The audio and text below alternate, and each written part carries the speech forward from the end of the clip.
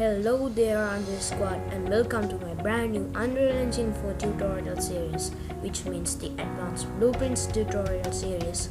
So the objective of this tutorial series is to teach you all the basics and the advanced tools of Unreal Engine 4 Blueprints.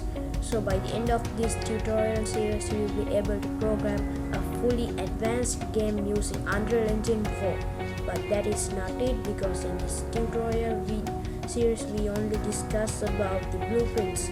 So if you want to become a successful game developer using Unreal Engine 4, you must learn how to use all the tools inside Unreal Engine 4. So that's why I advise you to check out my other tutorial series, such as the beginner tutorial series which already published, and the upcoming tutorials such as level designer series, advanced cinematic course, 3D modeling course, animations and essentials course, and more. So guys, that's it for the intro video of this series. Once again, thanks for watching. See you in the next video and goodbye.